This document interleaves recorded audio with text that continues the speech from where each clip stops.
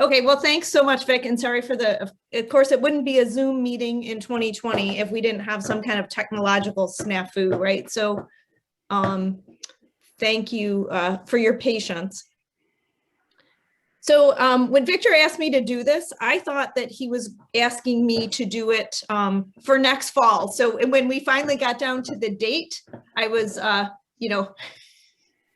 guess, excited to learn that it was this spring and that I was going to be the closing speaker. So I feel really honored that you, Victor and the department wanted me to talk about being a UB alumni and being on the faculty. And when I was thinking about what I wanted to talk about, what I really want to talk about is all of you as alumni, and in particular, the students that I've been able to work closely with over the years, many of whom are here, some of whom are featured on these slides.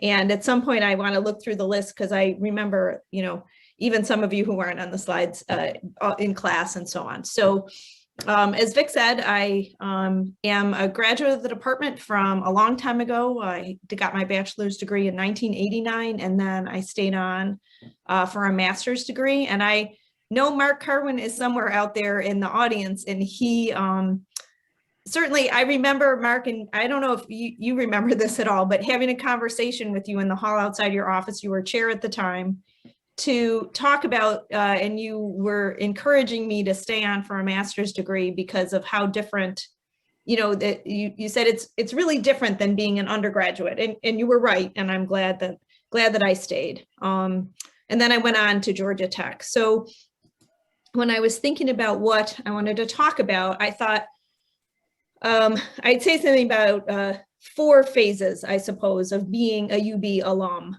As a student, as a faculty member, as chair, and then in my current role as university dean. So up there in the corner, as a student, I'll just highlight, I'm not the only alumni of UB-ISE in my family. My Aunt Sarah, who many of you know and know quite well, especially my mom, she's my mother's younger sister, was a faculty member at the time I was an undergraduate student. So when I was digging through old boxes of photos, I found this picture of myself and Sarah at my college graduation. So that was sort of when I became a UB alum. And as I was thinking about moving on to the master's program and really the transition to research and it laying a foundation for being a human factors professional and researcher, one of the memories that really stands out is a trip I took to my first human factors conference. And we drove through the night. There were 9 of us in a couple cars, and we drove down to Orlando. And the conference was great, but the sort of camaraderie and the relationships with my fellow students is really what I remember from that trip. And this is a picture of some of us at Epcot Center. And when I think about the people I went to school with at the time, and you can see teeny tiny in there is Jackie Reynolds and Pawan Vora, and I think Girish Prabhu. Of the group of us, there's 3 of us that are deans, someone who owns a software company, and 2 senior scientists at NASA. And we were all packed into cars driving down to Orlando for that Human Factors Conference in 1990. So I think that just struck me when I thought back to that trip and the kind of alumni that our department produces in a way.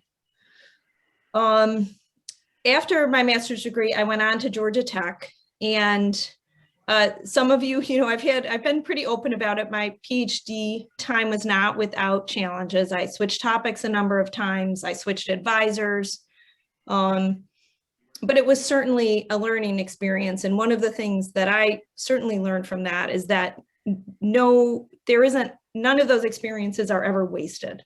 That all of the methods I tried, even though I failed at them or they didn't become my dissertation, were things I was able to pick up later in my research career. So all of those challenges, in the end, led to fruitful outcomes. and also just a lot of very close friendships and relationships out of my time at Georgia Tech. And one of the things in terms of change and risk was that I was on a Department of Defense fellowship and got a chance to really make a change. So it was a big change to leave Buffalo to go to Atlanta. That was a huge change. And then in the middle of that, I spent some months out in San Diego, California. So that is just, I picked that to highlight just as a thought about the kinds of change and risk that, even though it's a short time in your life, maybe that is something that it was important and meaningful to try something really different. And then the other thing I think I learned as a student, I obviously, many of you know me well enough to know that I met my husband when I was a freshman at UB, and we went through all these educational years together, but finally decided that we weren't going to wait for school to end for our lives to begin. I think that at some point you realize in your PhD program that it really is your life, that research in the academic world. So we did get married. And the other reason I picked this picture was because it's something else that I took away from my time at Georgia Tech, which is that a bunch of my colleagues and I started making quilts, and we made lots of them for each other. We had one that we donated to the 1996 Paralympic Games that was given to the team from the Honduras. So it's just something that I came away with from my time at Georgia Tech. So after we left there, I came back to UB. It was my only job interview and I got the job. So some of the people that hired me are on the call, which I guess I should thank you. It's obviously a long time ago, but certainly was a really important transition for me to come back. And when you think about what faculty members do, we often talk at a research university about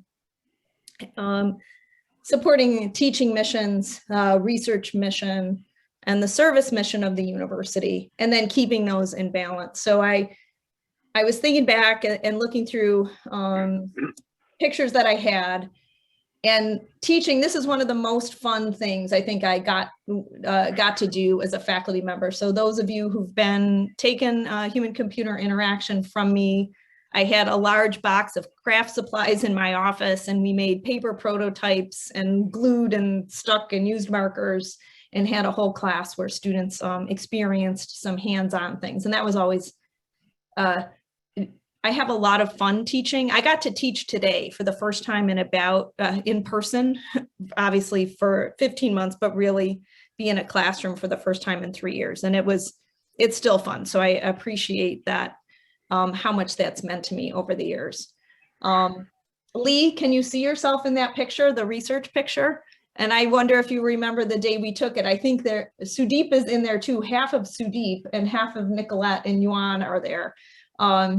We were all crammed into my office. This was at the beginning, early on in the years that we were working on what turned out to be 15 or more years worth of research collaborative with First University of Rochester, and then the Human Factors Center at MedStar Hospital System in Washington, D.C. And I think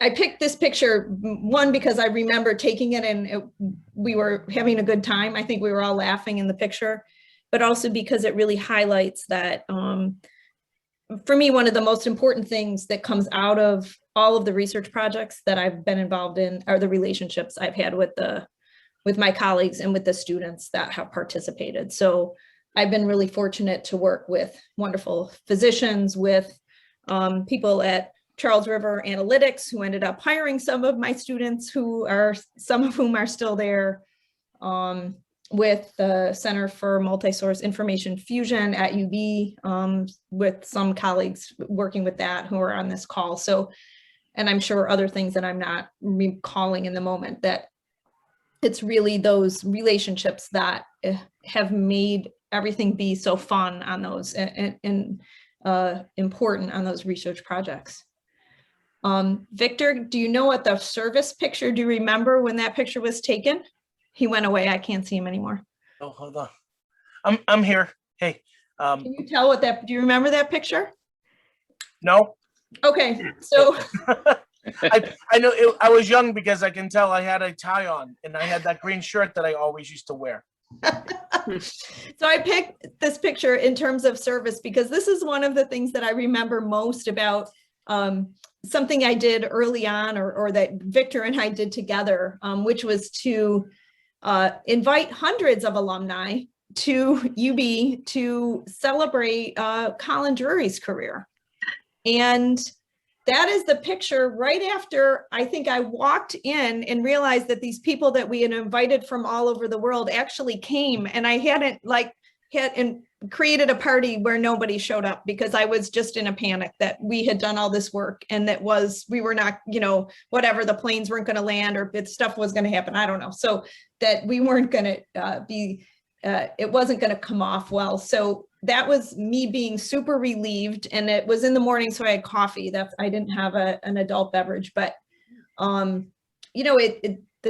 kinds of service that faculty members do really, it's about students, it's about helping faculty colleagues, but then it's also about making sure that we stay connected with alumni. So that was a great event where we were able to bring people from many decades back to UB from all over the world.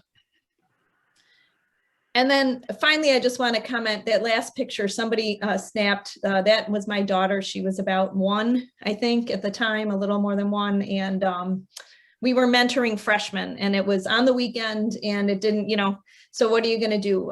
Young faculty, young family. And throughout all my time as a faculty member, I spent quite a bit of time and thought on policies and proposals and other kinds of systems that could help other young women faculty who had families, other young men who had families, to give time to talk to in doctoral colloquium or in new faculty colloquia about how to manage that, how to make it work, and that it really was possible to make it work. Because I mean, that was a long time ago. My daughter just turned 21. So the models weren't always there. People were really learning how to create them at the time. So that's one thing I think I contributed and was able to serve as a mentor or role model to other people through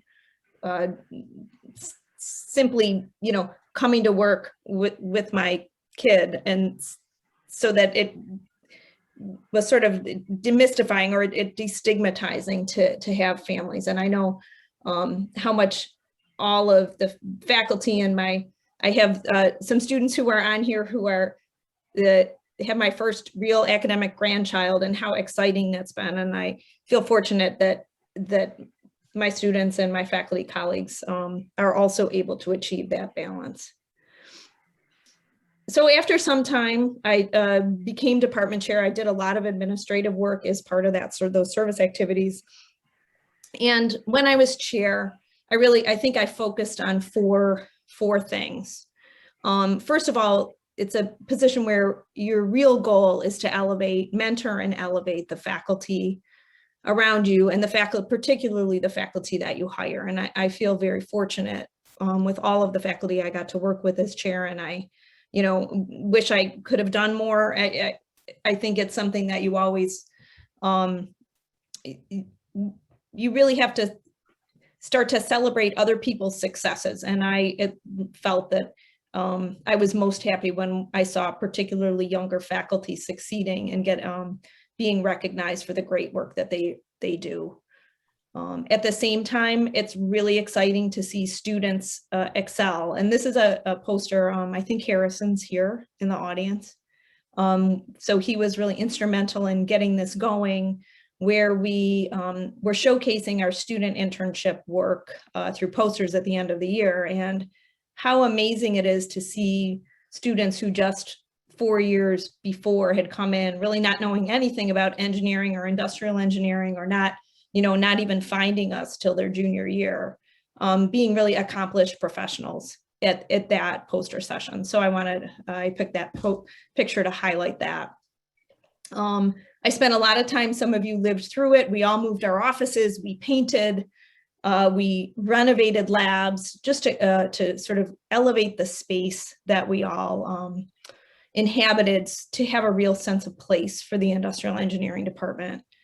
And then finally, this is one of my favorite events that we did as chair, and I would say not really me doing it, the staff did it, so that at the time was Noelle, Diane, and Deanie, making hundreds of cupcakes to welcome our master students, mostly many international master students, to the department, and like just to provide some, like a touch of home for people who have traveled so far to be with us, to learn from our faculty and university. So that was really one of my favorite events, and I still miss the cupcakes.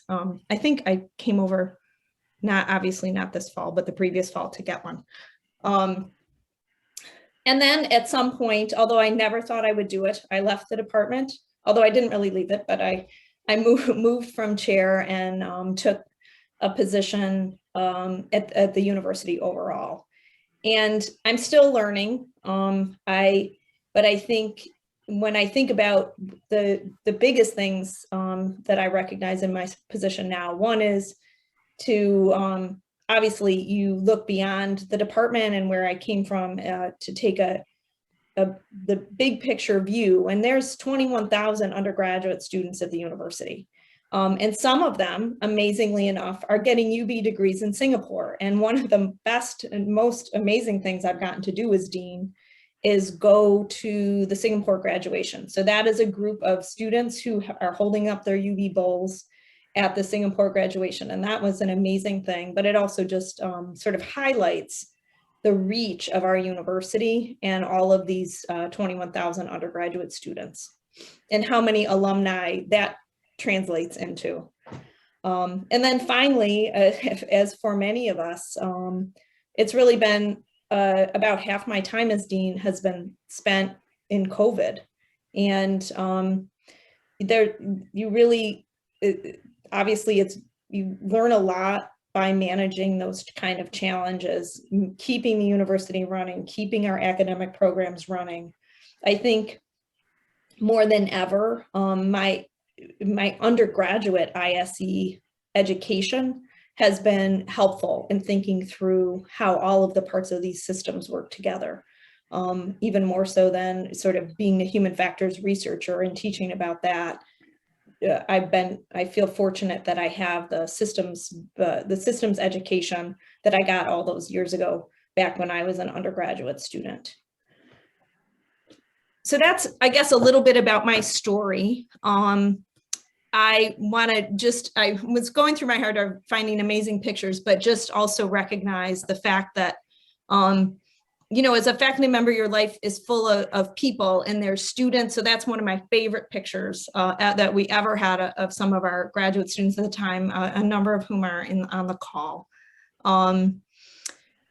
Students, colleagues. So I've decided I'm never having my graduation picture or taken at graduation again, because I'm always so much shorter than everybody else. But Colin is there along with other colleagues at the time, and how meaningful that's been. And then mentors. So that picture was taken, the picture in the lower left when I became a Human Factors Fellow. So those were the people, many of whom wrote letters in support of that. So Penny Sanderson, Emily Roth, Bob Weirs, who unfortunately is no longer with us, Shauna Perry, and Colin and Margaret in the background. So that I think that, over all these years, it's been these colleagues and peers, students and mentors that have made me happy, made all the work that we're doing worth it. Vic said a few things about my research at the beginning. I just thought I'd highlight a few of the kinds of areas that I've worked in. So one, and some of the students are on the call who've worked on this with me, looking at how to use graphical information to convey whether information is certain or uncertain. And we did a number of studies in that area with colleagues at Charles River Analytics, Mike Ferry and Jonathan Fouts in particular, and Emily Roth. So that was a lot of years of travel back and forth to Boston, and a number of students did their PhD work or master's work with me in doing that visualization research.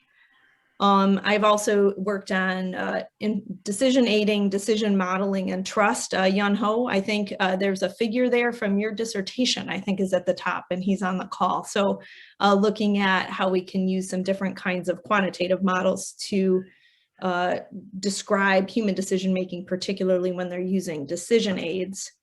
Oop, that was the wrong way, hang on. Over the years, a lot of my work has been in the area of methods and trying to clarify and extend different kinds of cognitive engineering modeling techniques and apply them across different systems. I'm giving a talk on Friday, next Friday, where my colleague Emily Roth and I are going to continue to talk about methods and methodological development. There's a book there that came out in, I think, 2008. My mother, who is somewhere in the audience, helped me proofread it. I had her up in, I forget the room number. That used to be the classroom that was in the middle of the 4th floor. And we were going through line by line, proofreading the copy of that.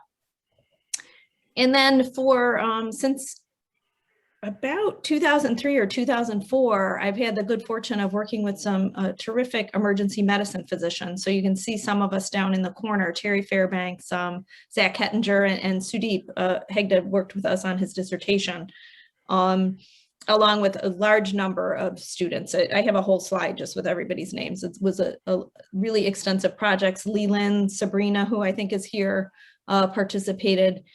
And it was fascinating because we were able to watch what happened in emergency medicine when a lot of the manual kinds of paper charts and manual whiteboards that you write on with marker were transitioning to electronic health records and emergency department information systems. So kind of the real computerization of technology. So we've had a long series of grants. One of them just ended. We are still in the process of writing papers coming out of some of that work, but we studied communication, we studied new information display design. And then we were also with a different group, Laura Cavuto, Jeff Higginbotham, Judith Teferis is here, I think somewhere. Looking at how not just communication in emergency medicine, but communication in surgical suites where the surgeons are using robotic technology to do the surgery. So I've had been fortunate to be able to work in a lot of different healthcare domains as well with some really great colleagues. So when I think about all of these projects, really what I think about is the students that I've gotten to work with. So I was able, and this is not all of the students I've been able to work with, but this is many of the PhD students that I was fortunate to advise. And I haven't gone back to look to see who's here, but maybe you recognize yourselves. So I want to say a few things, and because Zoom is crazy, I have to have another computer open so that I have the list of all of this stuff. So because these are amazing, accomplished alumni of UB, and I think we're just so fortunate to have gotten to have them be our students and to work with them. So Pratik Jha and his family, I was on the left. Pratik now, so he graduated quite a long time ago, but he currently works for Leidos as a senior director for business development for aviation business unit. And he, for 20 plus years, worked within aviation, including at companies like Boeing, Lockheed Martin, and Airbus. So he's had quite a distinguished career. He loves to travel and he plays the drums and tabla. And then one of his favorite memories is walking knee deep in snow, having a picnic at Victor's house, and then that he could never come in my office because I always had the heat up too high, which is a great memory because I remember that too. So we've got Yun Ho Seon, who was my first PhD student. He's up at the top. And Yun Ho, I found a picture of you and your family when you were at UB. Yun Ho is a professor at NC A&T. And so, and he's worked there for quite a long time. And I'm trying to find his one. He really misses the snow in Buffalo because he's been in North Carolina for a while.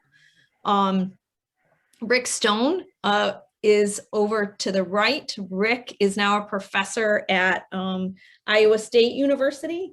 And many of you have heard Rick's stories over the years. He is, let me find him on my spreadsheet here, of course, because I have everybody in a spreadsheet. Richard, where are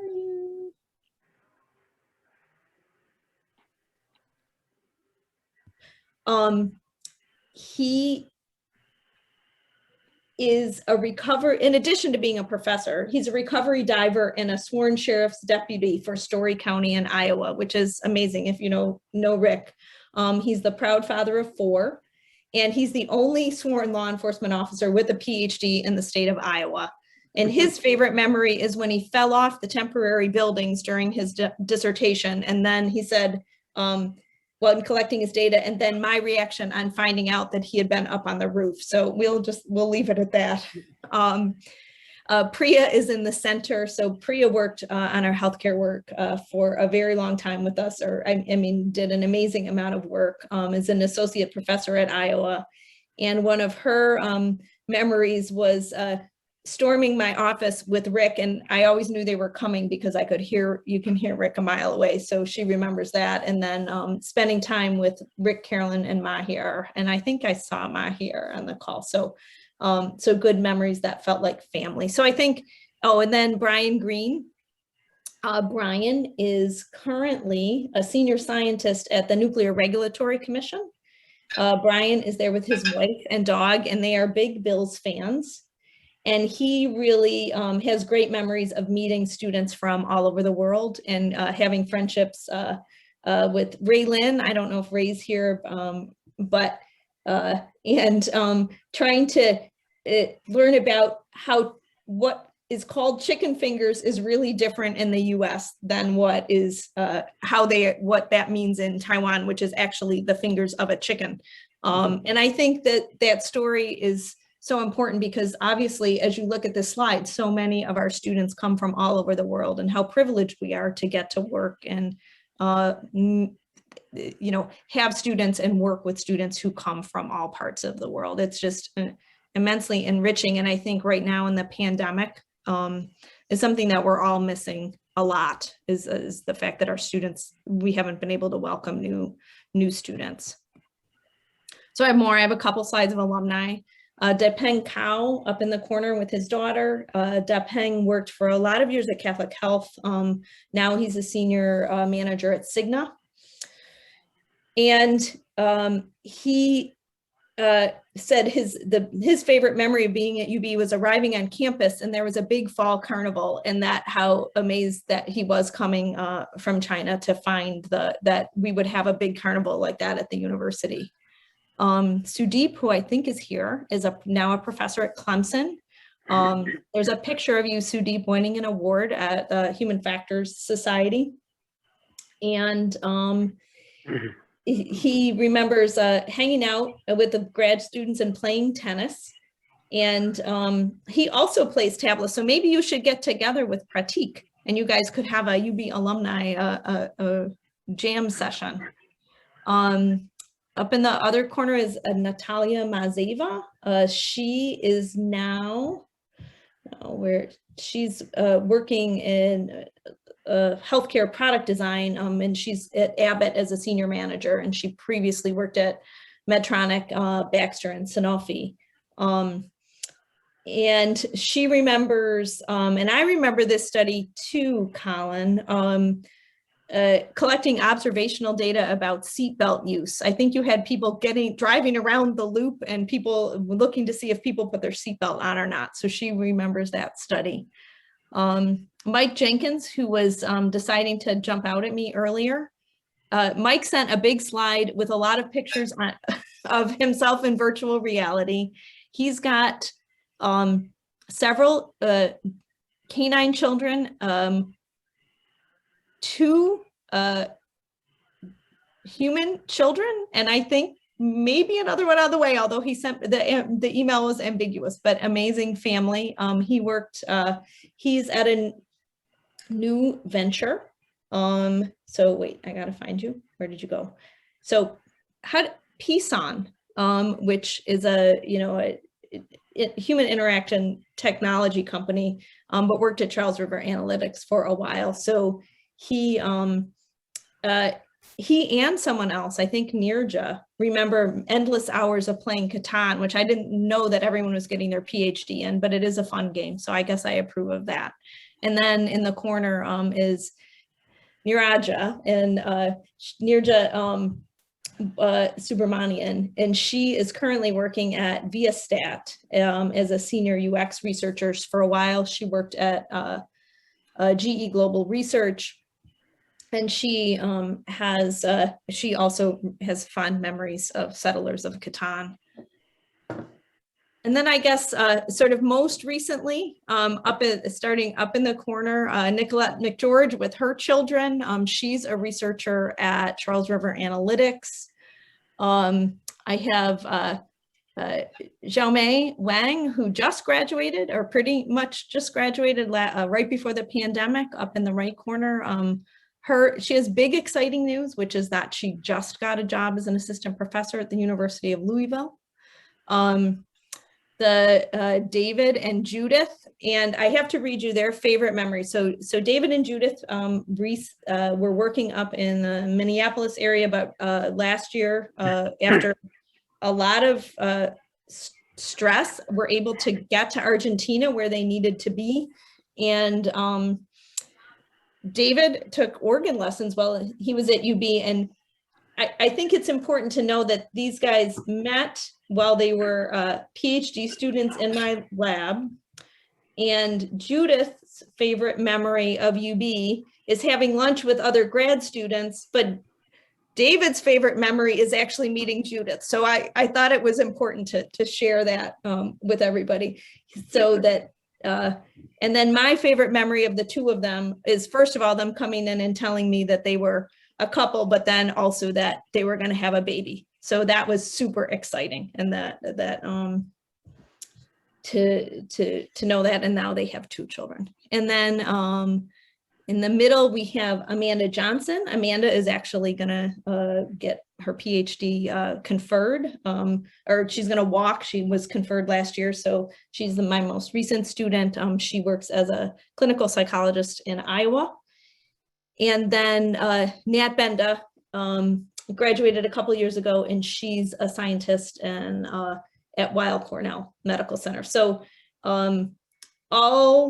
everybody, sort of doing great, amazing things. And just as a sample, and I'm not going to read all of this, but I asked everybody what they think about, what they're most proud of as their professional accomplishments. And we've got somebody working to make the Nuclear Regulatory Commission a more modern and risk-informed regulator, so keeping us safe in nuclear power. Rick Stone had a paper accepted to Nature, and with his students, Nature Scientific Reports.